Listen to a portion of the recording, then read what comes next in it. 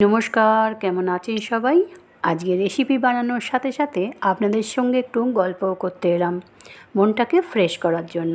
কাল শনিবার ছিল, তাই শ্রাবণ মাসের শনিবার করেছিলাম বলে শরীরটা খুবই ক্লান্ত ছিল।